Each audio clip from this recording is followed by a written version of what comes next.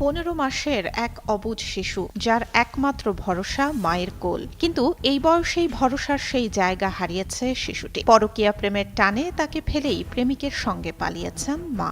ময়মনসিংহের ভালুকা উপজেলার সোনাখালী গ্রামে ঘটেছে এমনই ঘটনা। নিজের 15 মাস বয়সী সন্তানকে রেখে প্রেমিকের হাত ধরে ঘর ছেড়েছেন এক গৃহবধূ। শুধু তাই নয়, স্বামীর অভিযোগ যাওয়ার সময় 5 ভরি স্বর্ণালংকার ও নগদ 3 লাখ টাকা নিয়ে গেছেন তিনি। জানা যায়, ওই গৃহবধূর নাম উর্বি।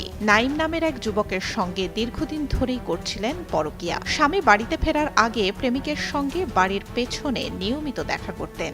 উর্বির স্বামী জানান, যাবার আগে ব্যাগ ও ট্রাঙ্কের তালা ভেঙে 5 ভরি স্বর্ণ ও নগদ 3 লাখ টাকাও নিয়ে গেছেন উর্বি।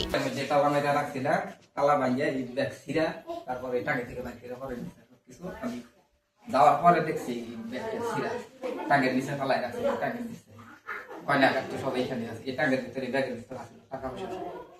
এই ঘটনায় এলাকায় সৃষ্টি হয়েছে চাঞ্চল্য। 15 মাসের শিশুকে নিয়ে বিপাকে পড়েছেন বাবা।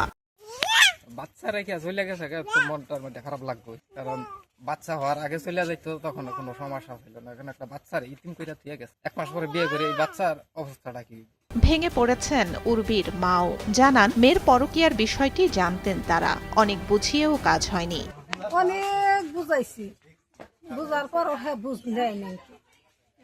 আমি তাহলে নাতিনের নইয়া হইয়া রয়েছি, আমার সেই নাতিন থেকে আমার মেয়ে যাবো গা, আমি কোনো অসুবিধা কল্পনা করছিলাম না। এই ঘটনায় উর্বি ও তার প্রেমিক নাইমের সঙ্গে যোগাযোগ করেও কোনো বক্তব্য পাওয়া যায়নি। আর প্রশাসনের কাছে ঘটনার সুষ্ঠু বিচারের দাবি উর্মির স্বামীর।